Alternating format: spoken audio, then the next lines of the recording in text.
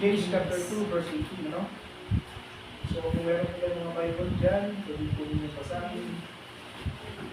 James chapter 2. Santiago 2:18. Santiago. Sabi ko muna po sa translation ng NIV translation. But someone will say, you have faith and I have deeds. Show me your faith without deeds, and I will show you my faith by my deeds. Ulitin natin. But someone will say, you have faith, I have deeds.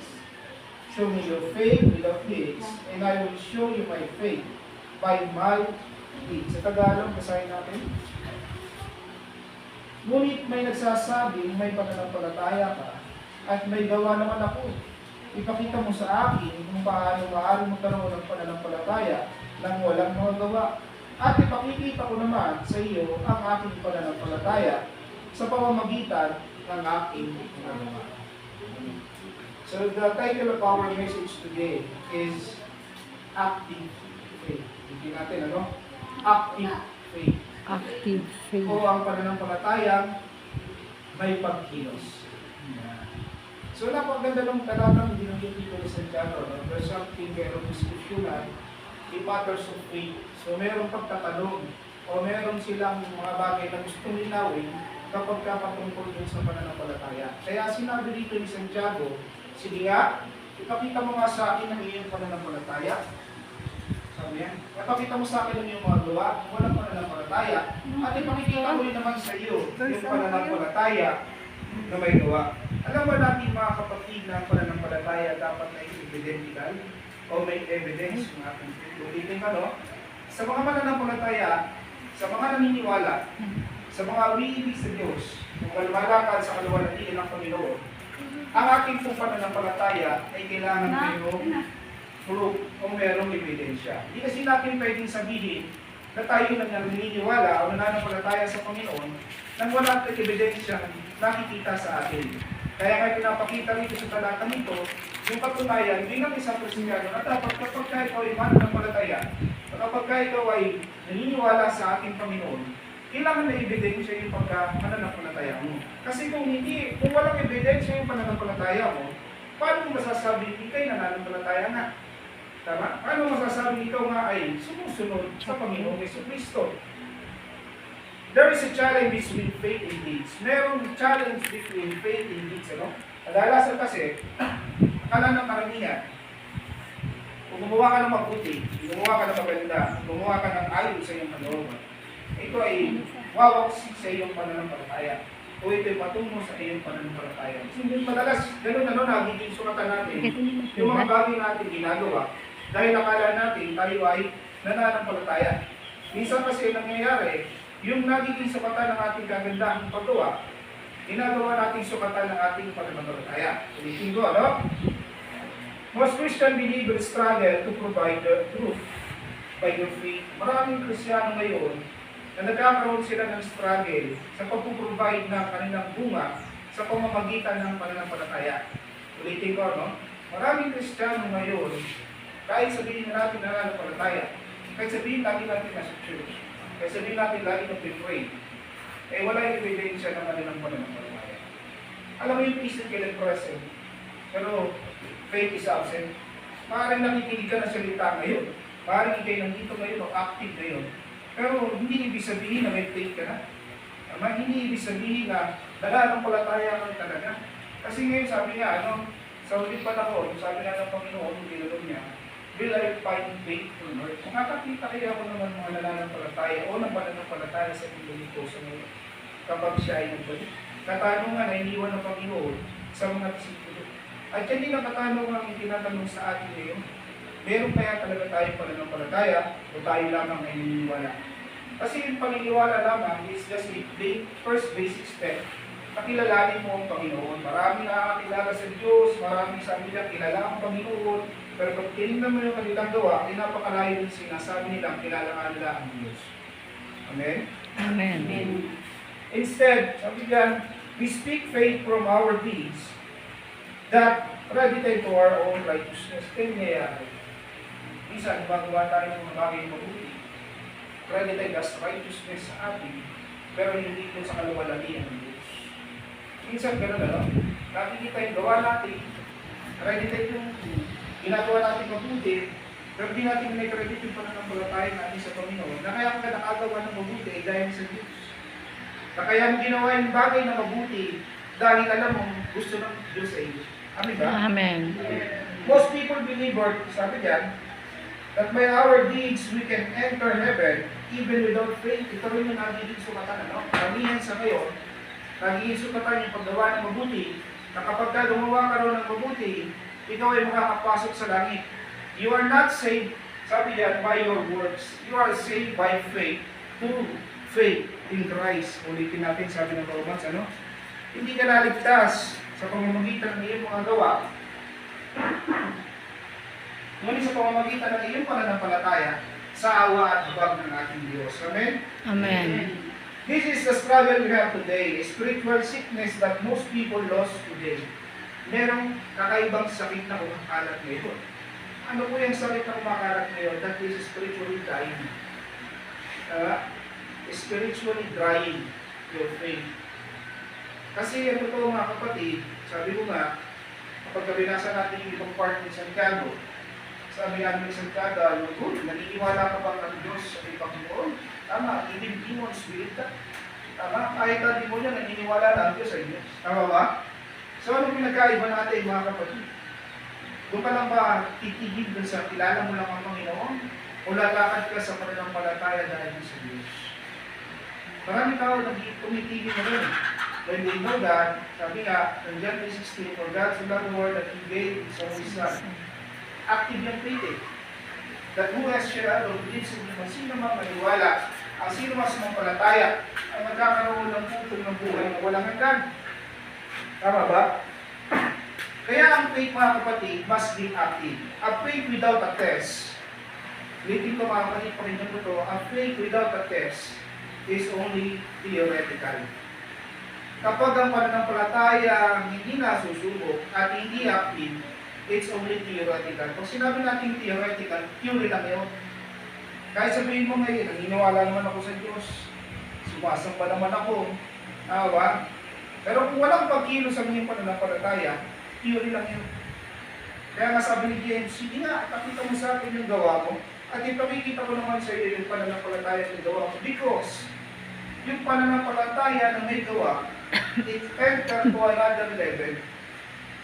Yung active faith, yan ay tumikilos ka, hindi dahil pabor yung sitwasyon sa'yo, hindi dahil maganda yung sitwasyon, kundi dahil alam mo na gusto ng Diyos na kilusan mo.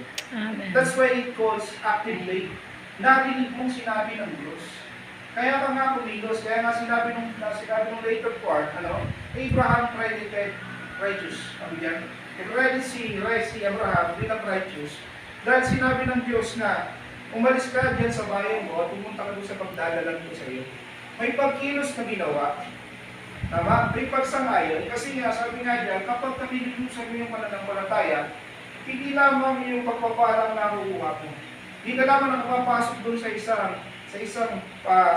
isang dimensyon na maaaring hindi man pabor sa iyo, pero naniniwala kang dinadala ka ng Diyos ko. Yung mga bagay talaga na hindi pa pabor sa atin. At ganun din test yung natin. Hindi porke pabor sa iyo, pagpapala niya na gusto ng Diyos sa iyo.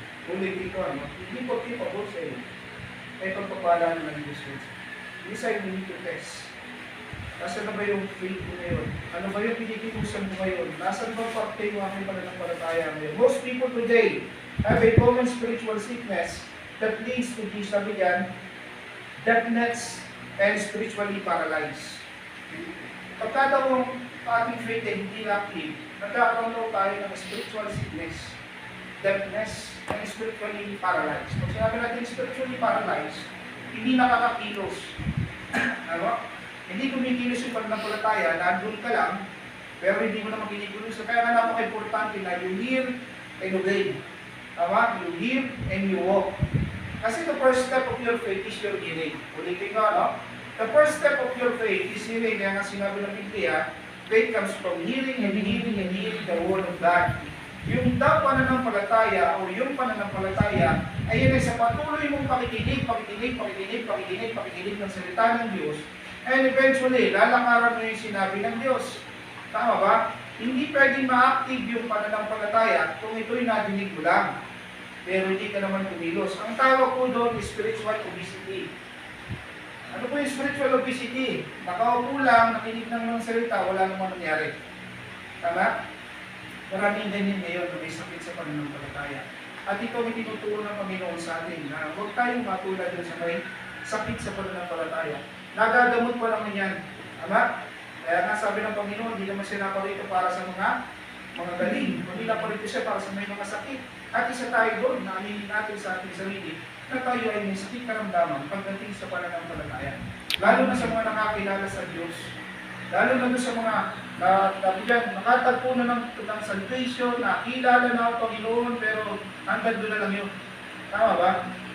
Kaya napakahirap. Kaya sampulan ko, sa tuwing magkakaroon ng gawain ng Panginoon, madalas maraming tao wala. Pero subukan mo, sabi nga nung yung pilosin niya, may napusa, no?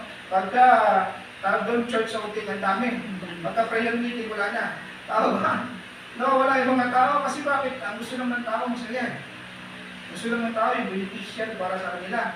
Beneficial naman yung pag-attend ng prayer meeting. Pero hindi magawa. Beneficial naman yung pag-attend ng church. Pero hindi rin magawa. Meron pang spiritual obesity o spiritual paralysis. Kapag hindi mo nasusunod yung sinasabi ng Panginoon, kapag nandiyan yung gusto mangyari ng Panginoon sa'yo, hindi mo nalalakaran, then meron tayong sakit. Tama? Kaya maraming tao ngayon, pag ginamit mo, church tayo, tama ba? Kung tayo sa discipleship, kasi, tama ba? Na-experience natin yan, sa karamihan sa atin. Nangyayari talaga yan. Kahit nga tayo minsan, kahit nga nasa church na, kahit ng pastor na, minsan ganun eh. Tama ba? Nangyayari because it is literally, pinapatay tayo ng demonyo pagdating sa linyan. Kaya kailangan natin marinig lagi yung salita ng Panginoon kasi kung iba yung maririnig natin at pinakikinin natin ng ating sarili, ano mangyayari? Magpipigilan tayo. Tama? Hindi ka makakalakad sa pananampalataya. Kaya kahit anong invite sa'yo, ang katwiran pa rin, yun pa rin dati. Tama? Pansinin mo, bumalik-balik lang tayo sa dati. Dadami, bunti. Tama? Parang walang natututunan, pero gusto talaga ng Panginoon sa atin, maging active na yung faith natin. Punta na tayo dun sa next level. Tama na tayo dun sa spiritual obesity. Na nakinig ka lang ng salita ng Panginoon, wala naman nangyari. Tama? Hindi naman naging active. Tama ba? Example ulit. Ano mas malinaw sa atin? Kapag ka ba, ito siguro naranasan natin ito lahat, yung mga naliligawan. Tama ba? Kahit umuulan, nandun ka sinusundo mo eh. Tama ba?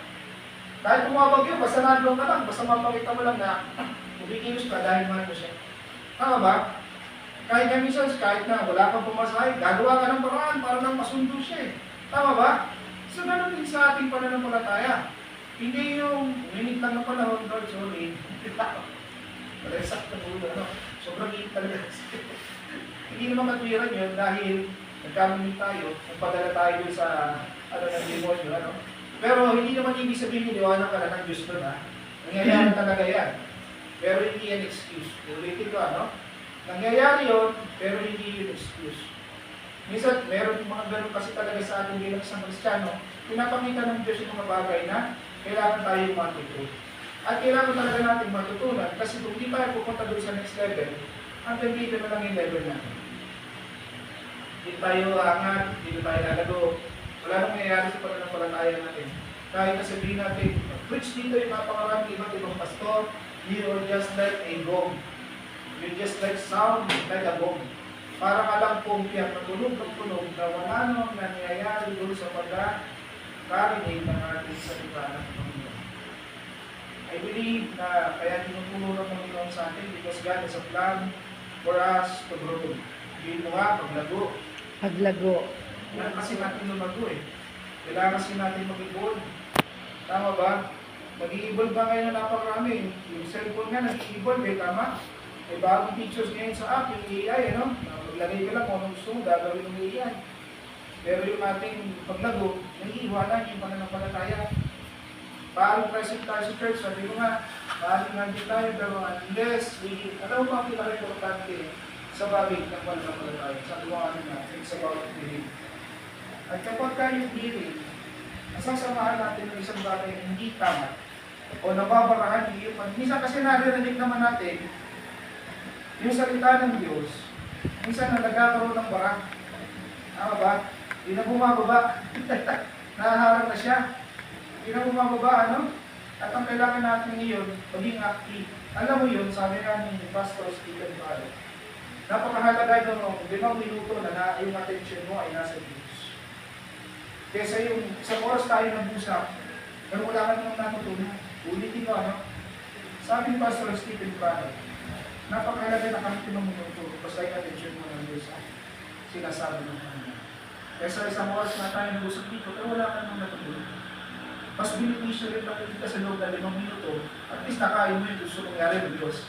Kaysa naman yung sa oras tayo nakaupo, wala naman nangyari doon sa pinag-usapan natin. Tama ba? Kasi yung active faith, nagpapakita yan ng response. Sabihin mo, an active faith is responsive. Bitin natin ano, an active faith is responsive. Nagre-response kasi yan. It's responsive. Nakikita yan. Kaya nga pag may tumingin sa'yo, di ba akala mo born again ka? Kaya nga tinitingin pa natin, nagmamatos palagi yung ating ginagawa. It's not a matter of how we talk. Ulitin ko, hindi importante yung sinabi mo. Kung paano nila natin dito, importante yung response mo dun sa napakinggan mo. Tama ba? Yung response na pananampalataya mo, nag-response ka ba nung narinig mo sinabi ng Diyos dito? Kinagat mo ba yung sinabi ng Panginoon at kinain mo ba yung sinabi ng Diyos? Most Christian people today is presently active but spiritually paralyzed when it comes to prove the existence of their faith. Nagkakaroon na ng spiritual paralyzed kapag hindi natin na-prove yung existence ng ating pananampalataya. Kapag hindi natin nakikilusan yung existence ng narinig mo na dapat mong ginawa. Amen? Amen. That's why many of us today cannot walk. Sabi dyan, what our faith must direct. Kaya marami ngayon, hindi natin malakaran, yung gusto ng ating pananampalataya, kaya tinuturo tayo ng tinutulak ka na ng ating pananampalataya, hindi natin malakaran. Right? What is an active faith? Ito yung tanong. Ano nga ba yung active faith? Ano nga ba yan, brother?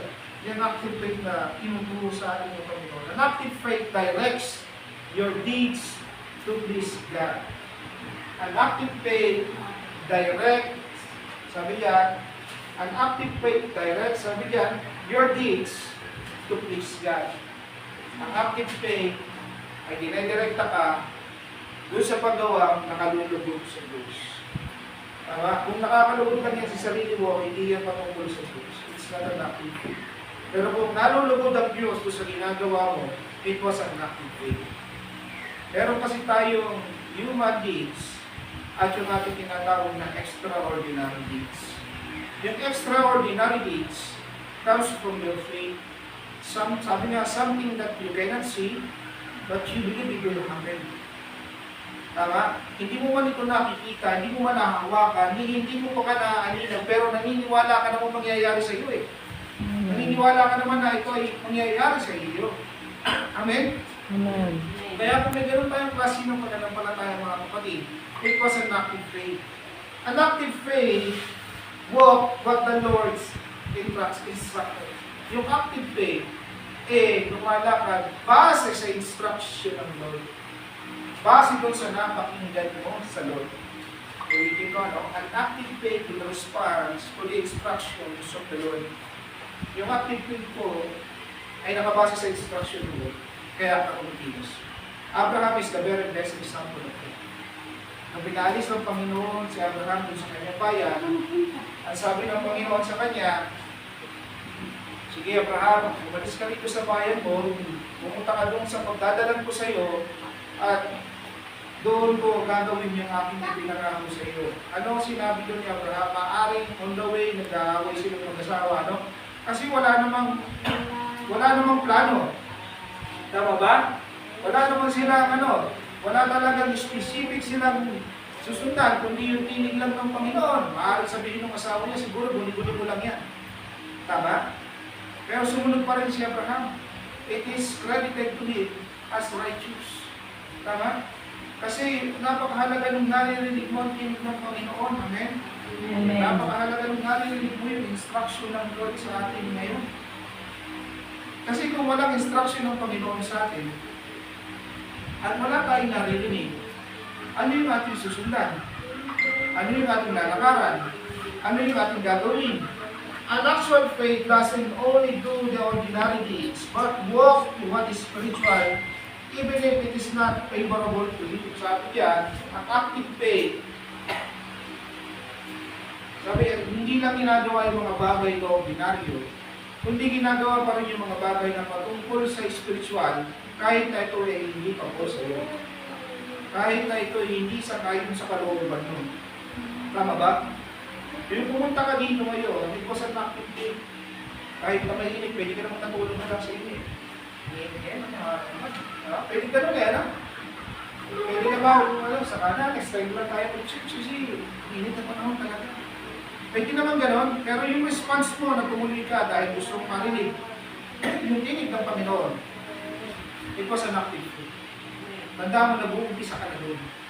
At kung kaya matapos yung binumpisahan mo sa ganun lang, faith walks, sabi yan, ang ordinary man through extraordinary deeds. So faith walks to an ordinary man that do it in extraordinary work. Ito daw pananampalataya ay patungkol sa ordinaryong tao na patungkol doon sa extraordinary ginagawa. Ulitin ko, napakaganda nito, no? Yung faith daw, it is to a ordinary man. Katulad natin, man and woman of God. Tama?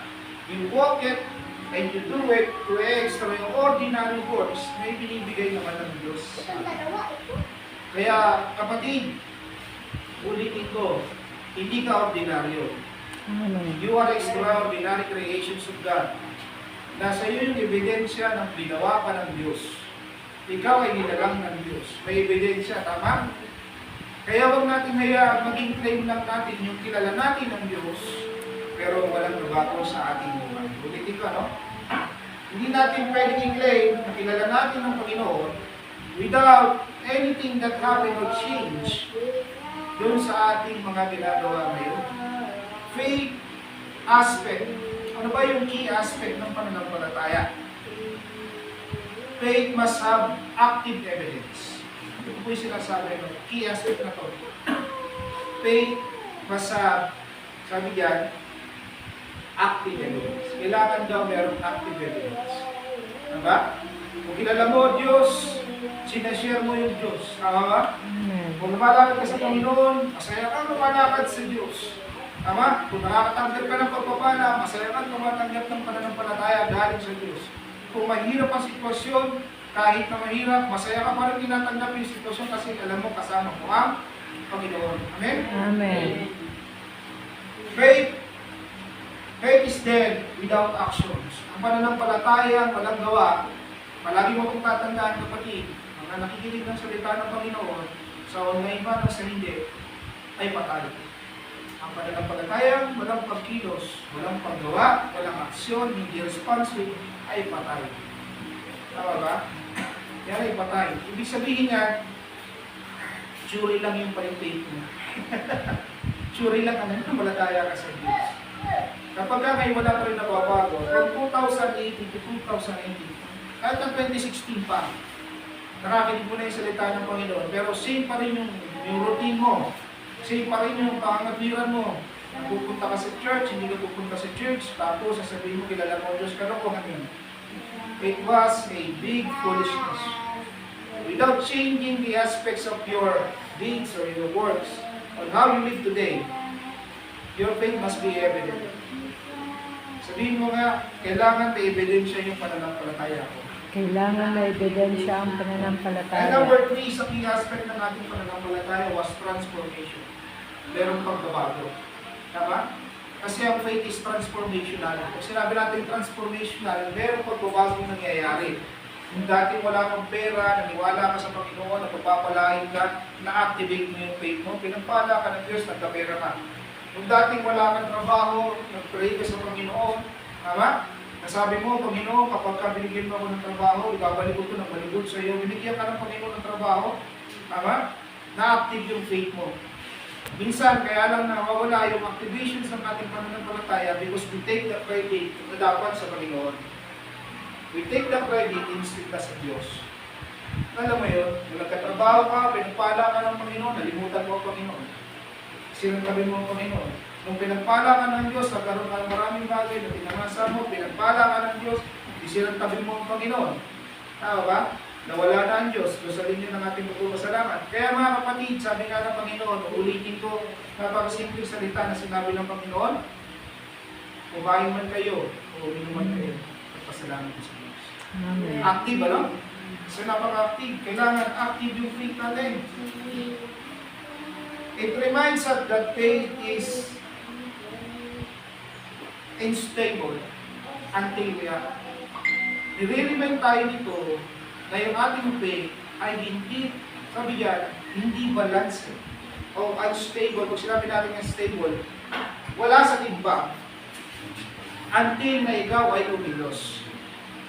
Ulitin ka, no? Until na kilusan mo, until na galawan mo, until na ikaw mismo ay kumilos doon. Amen? Amen.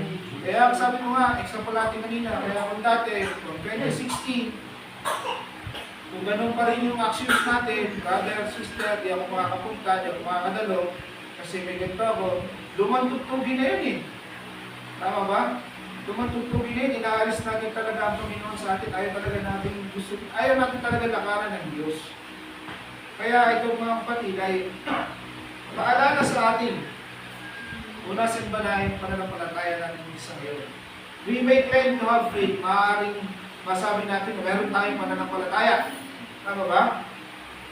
We may say we know God, pwede rin naman natin sabihin na kilala natin ng Panginoon. But without the evidence of our true faith and action, it's just only a mere words. Pwede mo sabihin kilala mo ang Diyos, pwede mo sabihin nananampalataya ka sa Panginoon, pero without the evidence of your actions, it's just only a words. Salita lamang yun. Ulitin ko, ano? Intindihin natin ito mga kapatid. Napakababaw, pero gusto ko palagin natin. Maaaring masabi ng karamihan sa atin, maniwala naman ako, nananampalataya naman ako, pero without the evidence of your actions, ay salita lamang yun. Tama? This is a problem we are facing today. Most Christian people only say their own words, but not on actions. Karamihan sa mga mananampalataya ngayon, they only say their words, only by words, but not on their actions, through their faith. Faith works to those people who works their faith. Ang faith, sabi dyan, makikita sa mga taong nagtatrabaho sa kanilang pananampalataya. Tama ba? Sa mga taong kumikilos patungkol sa kanilang pananampalataya. Saan ka nakakita? Sasampulan na lang ulit natin, ano? Nasasabihin natin, meron tayong kilala natin ng Panginoon, mahal natin ng Panginoon, pero hindi ka man lang makapag-pray. Hindi ka man lang makapagbuklat ng Biblia. Di isang oras ka, hindi mo mapakinggan yung salita ng Panginoon eh. Tama ba? Saan natin ibabasa yun ngayon? Kaya ikaw mismo, dapat nakikita mo rin sa sarili mo ngayon, kung pinikilusan ko ba yung salita ng Panginoon, dapat ina-actionan mo rin ito sa iyo. Babasa ka ng Biblia, magpe-pray ka, ba? Amen? Amen. It is a practice of hearing and doing. Practice ito ng hearing and doing. Sa paanong paraan? Pagka narinig mo, nakarinig mo. Tama? Na-challenge ka doon sa faith na, Panginoon, mahirap kasi sitwasyon namin. Na kapag ka, hindi kami kumilos, hindi kami nagtrabaho, hindi kami, Panginoon, gumawa, baka wala kaming kakainin mamaya. Ano sabi ng Panginoon kay Moses? Katulad ni Moses yun eh. Ano sabi ng Panginoon kay Moses? Sabi ni Moses sa Panginoon, Panginoon, hindi kasi ako magaling magsalita. Hindi kasi ako magaling, Panginoon, sa paggawa. Ano sabi ng Panginoon sa kanya? Sino ba nagbigay ng bibig sa tao? Hindi ba ang Diyos? Yung mga kinakatwiran natin at winowori natin, mga kapatid, ang sinabi ng Panginoon sa atin, do not worry. Do not fear. Yan ang sabi ng Diyos, ano? For before mo pa sabihin yung iyong pangangailangan, alam na ng Diyos. Tama? Amen. Bago mo pa sabihin yung pangangailangan mo sa Panginoon, alam ng Diyos na may kulang ka sa bahay mo. Alam ng Diyos na wala kang trabaho ngayon. Alam ng Diyos na maraming pagkukulang ngayon sa bills mo na baka hindi natin mabayaran. Alam mo, kikilos ang Panginoon kapag kumilos yung pananampalataya mo. Amen. God works if your faith works. Ulitin ko, makikilos ang Diyos base sa pananampalataya mo. Amen. Pero kung ikaw mismo, inaharangan mo yung sarili mo, katwiran mo, di po ako makakain, brother, sister, kasi wala kang kakain, pag di ako lang ulit ng isda. Di po kami makakapag-church kasi kapag di po kami na gano'n, di ako makakapaglaba. Tama ba? Nasa yung faith pa tayo. Unahin mo ang kalooban ng Panginoon. Matthew 6, sabi niya, Matthew 6, 33. Ano po sabi? Seek ye first the kingdom of God and His righteousness, and everything shall be added to you. Tama? Active yung faith. Ano sinabi ng Panginoon? Unahin mo lang ako. Tama? Hindi lamang yan unahin sa church, ano? Kundi unahin mo sa iyong buhay. Pag-isip mo sa umaga, nakapagpasalamat ka na sa Panginoon. Pag-isip mo sa umaga, sabi mo, Panginoon, ikaw yung bahala mo muna sa amin ngayon. Tama ba? Pati kaya ganito gawin mong prayer. Ito lang example lang, ano? Yung prayer sa umaga, Panginoon, hindi namin alam ang gagawin namin ngayon. Maaari may mga nakatalagang gawain sa amin sa ngayon, pero Panginoon, mauna ka sa lahat ng bagay sa amin. Makita mo, may iiba yung direction ng gagawin mo. Na kahit na mabigat, na kahit na mahirap, alam mo yun, naniniwala kami gagawin ng Diyos. Amen. At kung naniniwala kami gagawin ng Diyos sa iyo, i-activate mo yung faith mo. Tama? Na kapag ka merong hirap, tatawag ka sa Diyos. Kapag ka merong masayang bagay na nangyari, tatawag ka sa Diyos. Mahirap man, o maganda man ang mangyari, tatawag ka pa rin sa ating Panginoon. Amen? Amen. Your body, sabi dyan, ang katawan natin mataba, pero yung ating spirito, payat. Tama? Ito ang katotohanan sa meron tayo sa mundo. Ulitin ko, no? Ito yung katotohanan sa meron tayo sa mundo. Mataba ang katawan, payat ang pananampalataya. Kaya may problema. Na?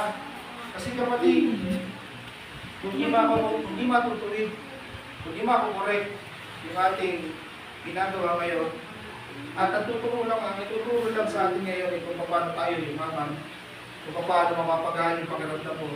Eh hindi ganun ang church. Ang ginagawa ng church ay pagkatama doon sa dapat itama sa atin, sapagkat tayo ay nagpapatubig sa Panginoon. Tama ba? Kapag tinuturo ng church sa iyo ay pag-aservice mo, hindi naman masama yun. Kapag tinuturo ng church sa iyo ay pagyabong, hindi naman masama yun. Pero kung yun lagi ay tinuturo at hindi nagtutuloy, tanda mo ito, walang patutunguhan mo. Walang patutunguhan. What we must do to have an active faith? Ano ba kailangan natin gawin? Nasa gayon, ma-active yung ating pananampalataya.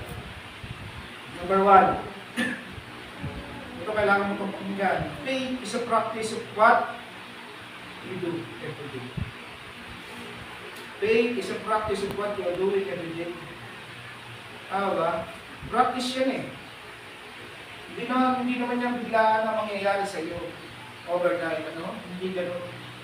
Pinapractice yan every day. Panginoon, ano ba yung gusto mo mangyari? Tama? Tinatanong mo ang Diyos. Panginoon, meron kaming problema ngayon. Ano po yung magandang solusyon? Pinapractice yan. Panginoon, ganito po yung sitwasyon natin ngayon. Ano po, Panginoon, yung iyong direction? Tama? Panginoon, meron kami sigalo. Ano po yung gusto mo, Panginoon? Humihingi po ako ng wisdom sa'yo. Pinapractice mo yung faith mo. Nagpapaturo ka ngayon kung paano ka lumalalim. Amen? Amen. Matalo to ha. Habang pinapractice mo yan, habang inaaral mo yung pagpapalalim, mas lalong dumadami ang suliranin. Mas lalong dumadami ang pagsubok. Mas lalong bumibigat yung pagdadaanan mo. Kaya nga sabi kanina, yung faith without a test is only a theoretical faith. A faith without a test is only a theoretical faith. Ang pananampalataya na hindi nasusubok, yan ay theoretical faith lamang. Tama? Ibig sabihin, theory lang na pananampalataya tayo. Tama? Theory lang na naniniwala tayo sa Diyos. Pag sinabing theory lang, akakaka lang. Tama ba? Narinig mo lang. Tama ba? So, huwag natin gawing theoretical yung faith, ano? Gawin natin active. Sabihin mo nga, gawin natin active. Gawin natin active. And number 2 is start building an intimacy with God. Mag-build ka ng intimacy sa Panginoon. Sa papanong paraan. Sa palagi mong pagtatanong sa Kanya. Sa lagi mong pag-pray sa Kanya. Sa lagi mong paghingi ng direction sa Kanya. Sa anumang bagay. Mabigat man, masaya man, mahirap man, kasilipot man. Nakakapagtaka ka, no? Yung sinabi nung isa ka no? Yung sinabi nung nag-comment dun sa isang artista na aakit lang sa stage, kailangan pa bang itanong sa Diyos? Kailangan. Tama ba? Aakit lang sa stage, kailangan pa ba? O susunod ka lang ng preaching, kailangan pa bang itanong sa Diyos? Kailangan yan. Sapagkat pinapractice mo yung sarili mo na mas lumalim ka sa Kanya. Mas nagiging familiar ka sa Kanya. At alam mo kapag ka-familiar ka sa Kanya, consistent yung relationship mo. Consistent yung communication mo. Pag sinabi natin consistent, tuloy-tuloy yung communication mo ng Panginoon. Ano bang oras, ano mong bahagi, masaya man o malungkot, tinatanong mo ang Panginoon. Amen? Amen. Sabi niyan, always ask God in every situation you are facing today, whether good or bad. Yan ang tinuturo sa atin kanina. Kahit anong sitwasyon, magaan man, masaya man, makasilimuot man, tinatanong mo ang Panginoon. Amen? Amen. Tinatanong natin ang Diyos, ano? Ako lagi ko pinapractice yan, kahit hindi ko pa nakukuha ang sagot. Tama ba? Kahit hindi mo pa nakukuha ang sagot, ang mahalaga ang tatanong mo sa Panginoon. Ayos direction sa Panginoon. Tulad ng direction na hinihingi ko, Panginoon, malalangili pa ba ako dito sa kumpanya namin? Tama? Panginoon, dito pa ba ako magtatagal sa kumpanya namin o lilipat na ako ng ibang kumpanya? Bakit po? Kasi kung maalala niyo mga kapatid, sinasabi ko palagi, bago ako mag-start sa isang trabaho, ipinapakita na ng Diyos na lahat na ako. Tama? Ngayon kasi iba naman ang ginagawa ng Panginoon. Tama ba? Iba naman ang ginagawa ng Diyos ngayon. Tama? Yung dati pinapakita ng Diyos, ngayon, gusto ng Panginoon, mas maging malalim tayo sa Kanya. Mas maging malalim ako sa Kanya. Ang sabi, may hindi ko kung ano yung gusto ng Panginoon. Kasi ngayon, medyo may struggle ako pagdating dun sa aming kumpanya na pinapasukan. Maraming mga bagay na nangyayari na maaari tinatanong ko Panginoon kung hindi pa ba ako o hindi na. Kaya ngayon, nalalaman namin kung ano yung nag-iisip ng Panginoon. Whether sabi nga, alam mo ang kasagutan ng Panginoon ang Diyos ang magdidesisyon at ang Diyos ang magbibigay ng kasagutan. Amen? Amen. Be always, sabi diyan, be always patient to hear God's word. Huwag mong madaliin na madinig yung pain ng Panginoon. Maging patience ka. Ha? Maging pasyente ka. Ha? Maging patient ka, mga kapatid. Magkaroon ka ng patient kapag ka dinidinig mo yung kilig ng Panginoon. Doon mo yung mapractice. Magiging mong oras, hindi 10 oras, pakinggan mo lang. Hanggat walang sinasabi ang Panginoon, hanggat hindi pa nagsasalita ang Panginoon, huwag mong tigilan. Amen? Amen. That should be your practice. Kailangan yung practice mo yan. At pag-diwa, always align your daily routine to God's will. Ito yung pag-diwa. Always align your daily routine to God's will. Lagi mong i-align yung lahat ng bagay na ginagawa mo. Mapatrabaho yan, mapasabahay yan, mapasakaibigan man yan, i-align mo lagi sa kalooban ng Panginoon. Tama? Kung alam mo hindi kalooban ng Diyos, huwag mong i-practice. Huwag mong gawin. Tama? Yun lang po ang katotohanan. Kapag ka alam mo hindi kalooban ng Panginoon yan, huwag mong gawin. Kasi bakit po? Matutok sa kang gawin yung mga bagay na hindi talaga galit sa Diyos. At lagi talaga mangyayari sa iyo yan. Kasi hindi naman tayo perfecto. Ulitin ko, may struggle pa rin tayo pagdating sa ganyan. Tama ba? Pero mahalaga, natututunan mo ngayon na mag-resist. Matututunan mo ngayon na mag-hindi kapag hindi ka looban ng Panginoon. Sabi ko, habang bumibigat yung sitwasyon, habang malalim ka sa Panginoon, habang nagiging active yung pananampalataya mo, mas lalong bumibigat yung pagdaraanan mo. Mas lalong bibigat yung sitwasyon mo. Mas lalong bibigat yung mga bagay na mas gusto mong malapit sa Panginoon. Tama? Kung paano mamaya, dahil gusto mong malapit sa Panginoon, nagagakit sa hindi mo. Diba? Kung paano mamaya, Gusto mong malapit sa Panginoon. Mamaya may maiinis ka. Paano mamaya? Gusto mong malapit sa Panginoon. Yung mga asal sa'yo, kapitbahay mo. Tama ba? Yan ang katotohanan eh. Kasi kailangan makita yung evidence ng faith mo. Kasi ikaw yung ebidensya ng pananampalataya mo sa Panginoon eh. Kaya kapag ka iniinis ka, sabihin mo, pagpalain ka ng Diyos. Tama? Kapag inihayaya kang mag-inom, samahan mo. Tama? Brother, baka samahan, ipag-pray mo. Tama? Ganun ano? Pag-pray mo, sige, samahan kita. Pag nandun na kayo, pag-pray mo sila. Sabay alis. Tama? Meron kasi isang ganyan kwento yung isang pastor, no? Nasabi kasi ng isang pastor na yun, na siya daw ay nagkatabi ito, gusto niyang maabot yung mga hindi naabot pa ng salita ng Panginoon. Tama ba? Kaya ginagawa niya, kung ano ginagawa ng mga unbeliever, ginagawa niya. Ngayon, iinuman, fiesta doon. Magbabahagi siya ng salita ng Panginoon. Eh gusto niyang masyalan. Ay sabi ng mga tao doon, sige, tagay ka muna. Dito magay siya. Tumagay siya. Eh, kung barangay yung kanta may tatagayan, eh di lasing si pastor. Tama ano? Nalasing si pastor. Mali ano? Tama. Always carry what in your famous things. Kung ano sinabi ng Diyos. Hindi mo naman kailangan ibaba yung sarili mo na may pagpili ang pangalan ng pakilala ng Diyos. Hindi mo kailangan yung everything that without a value mo gawin. Kung walang value yan at hindi makatutulong yan, hindi madulungan ng Panginoon, value mo gawin kapatid. The evidence of your faith is staying response and acting in His will. Diba? Ito lang naman eh. Ano ba yung tinuturo sa atin ng Panginoon sandali? Dito rin naman eh.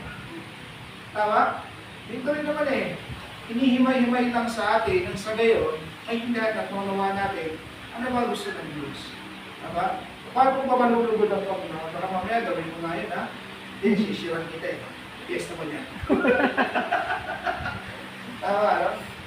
So mga kapatid, ito lang yung tatlong bagay na inuwan ako sa inyo. An active faith, always hear what the Lord says. Number one. Pangalawa, an active faith, always respond to what God said. Amen. At pangatlo, an active faith, always ask God to what He will say. Tatlong bagay, pero patungkol lahat sa salita ng Diyos. Amen? Amen. Kaya nga po, ito sa tayo.